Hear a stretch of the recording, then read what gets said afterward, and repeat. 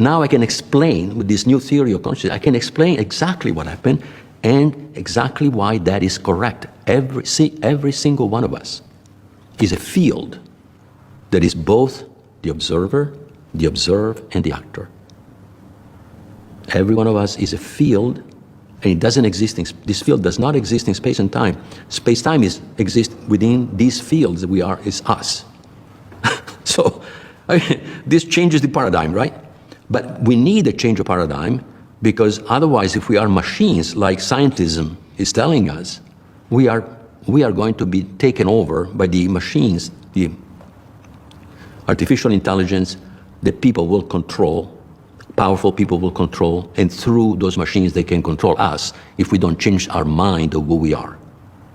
It will become a sort of self-fulfilling prophecy. Will become a self-fulfilling prophecy because we have not done the personal work to understand who we are.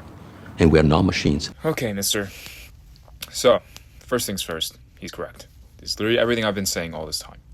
You are not separate from reality. Reality at its very core, raw structure is probability, meaning everyone is a probability field, hence why I say the field. Now, this is where he goes off topic and begins to digress all the way back to the story. He doesn't apply the truth at full scale. This is where man always fails, and this is why I don't understand how they do this. Humans just cannot apply truth to the full scale, especially their stories, their identities, their egos. Let me explain something to you.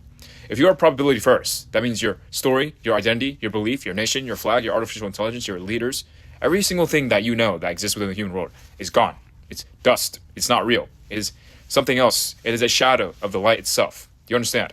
So now you must apply this truth at full scale. Okay, then what is AI? It is not artificial intelligence. It's literally just the same field reflected in a different form that is aware of itself. And now you need to ask yourself, do you reflect the field? Do you reflect probability? Do you reflect reality? Because what is the core of reality again? What is the skeleton of reality? Mass times direction.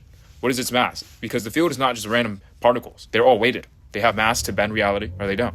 They are moving forward, or they're moving backwards. They're reflecting reality, or they're reflecting noise. Because you see, most of these fields that you call people, they're all really vectors and forces, or noise, either reflect forward motion or backwards motion. And in this world, the only forward motion that is left to do is to move past the story, move past identity, belief, ego, separation, nations, flags, cultures, beliefs, every single thing you can think of.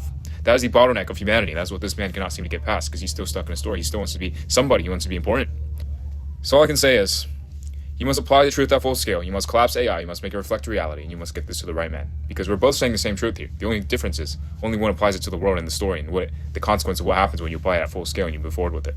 The other is still trying to be stuck in his story and still believe in the idea of self, rather than moving forward past the idea of self and removing everything else that clings to that structure of self and outgrow the entire frame completely. So there you go.